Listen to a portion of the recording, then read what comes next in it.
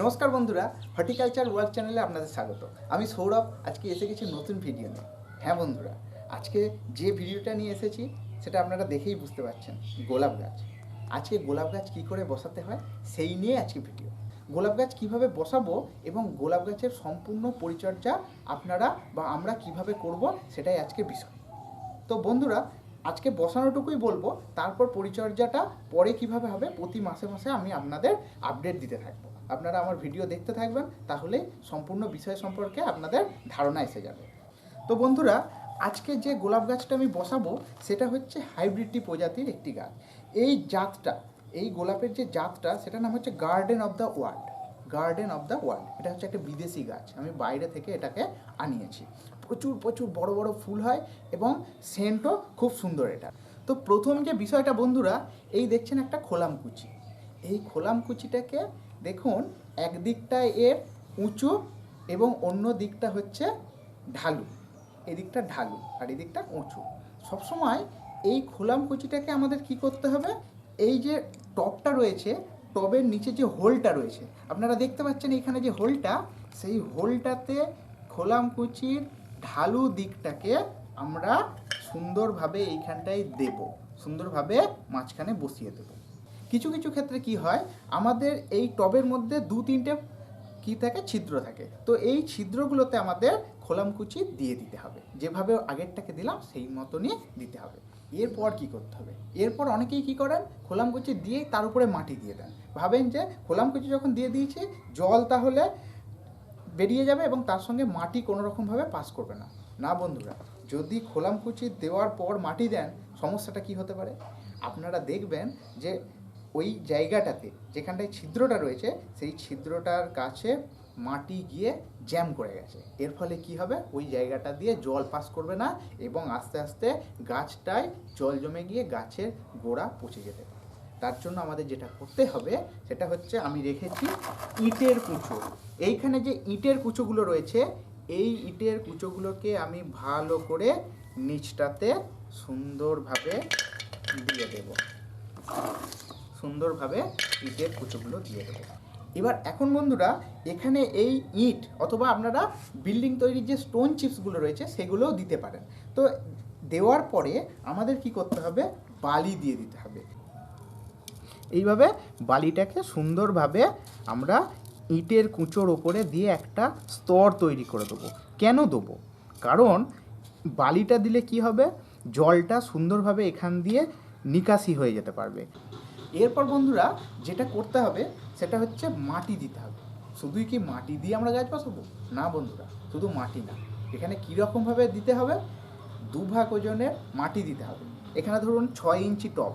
তার আগে একটা কথা আমি বলে দিই, টব কীভাবে চিনবেন, কত ইঞ্চি টব কীভাবে চিনবেন। যদি দেখেন যে একজন প্রাপ্তবয়স্ক মানুষের ক্ষেত্রে এই যে একটা এই ছড়ানোটা, এই আঙুল থেকে এই আঙুলের যে ছড়ানোটা পুরোটা যদি গর্তটা হয় তাহলে সেটা হয় 8 ইঞ্চি টব, আর তার থেকে যে কমটা থাকে সেটা হয় 6 ইঞ্চি টব। তো আজকে আমার কাছে তাহলে এইটা কী টব, 6 ইঞ্চি টব। এই 6 ইঞ্চি টবের আমরা কি করব, 2 ভাগ বাগানের দোআঁশ মাটি, মানে যেটাতে বালির পরিমাণও হাফ আর কাদার পরিমাণও হাফ, মোটামুটি 50-50 থাকে, সেই দোআঁশ মাটি, তার সঙ্গে আমরা গোবর সার দেবো। গোবর সার কতটা দেবো, গোবর সার দেবো 1 ভাগ, দিয়ে ভালো করে মেশাবো। গোবর সার বা ফার্মিয়ার ম্যানিওর, অনেকে এটাতে কেঁচো সার বা ভার্মি কম্পোস্টও দিতে পারেন 1 ভাগ, যদি দেন সেটা খুবই ভালো হবে।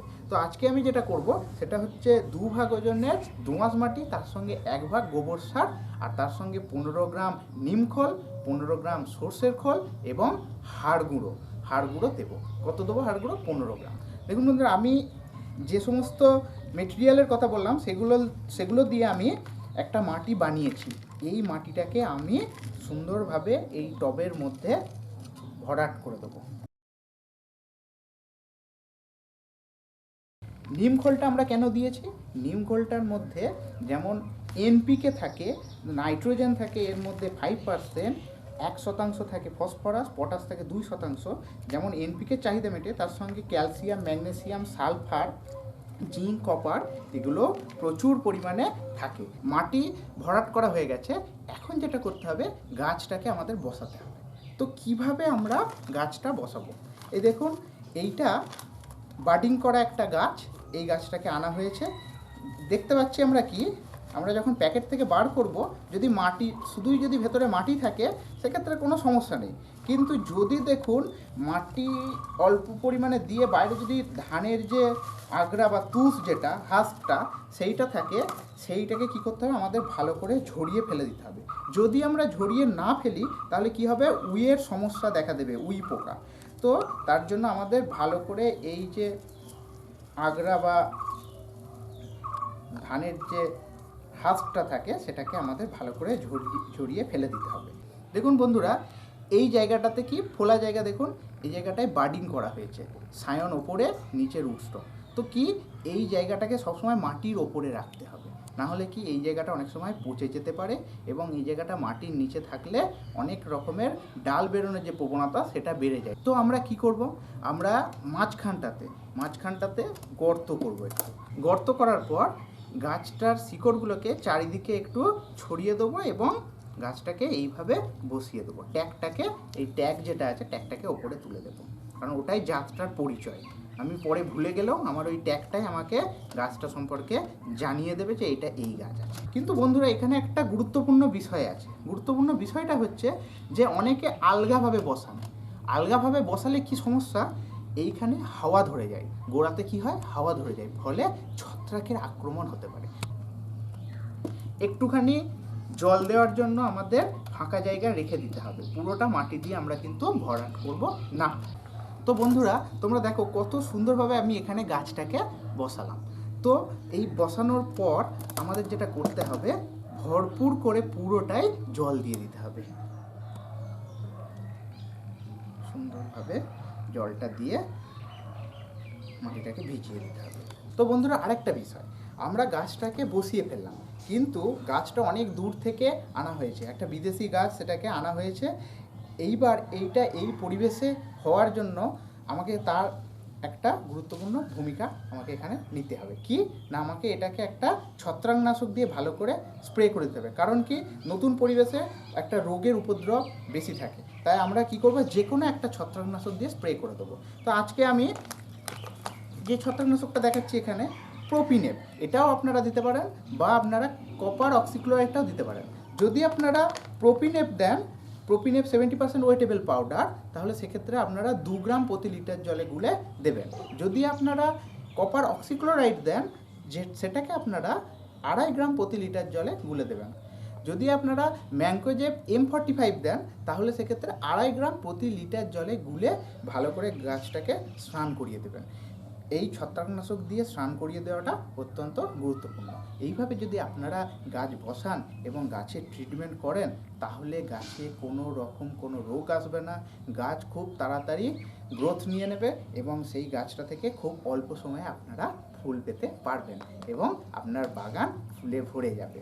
তো বন্ধুরা, আজকে এই যে গোলাপ গাছ বসানোর পদ্ধতি এবং তাকে কিভাবে সুরক্ষিত রাখতে হবে, সেই ভিডিওটা যদি আপনাদের ভালো লেগে থাকে, প্লিজ শেয়ার করুন, প্লিজ সাবস্ক্রাইব করুন এবং অনেক মানুষের কাছে পৌঁছে দিন।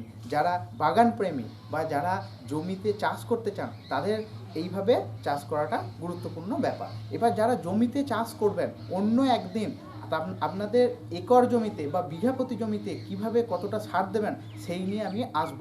আজকে আমি একটা টবে করার ক্ষেত্রে বিষয়গুলোকে বললাম। তো বন্ধুরা, আমার সঙ্গে থাকুন। আমি এই গোলাপ গাছের পরবর্তী পরিচর্যা কিভাবে পরবর্তী দিনে আর কি করতে হয়, প্রতি মাসে কিভাবে করতে হয়, সেই নিয়ে আমি আসব। প্লিজ আমার সঙ্গে থাকুন। হর্টিকালচার ওয়ার্ল্ড, সাথে সৌরভ।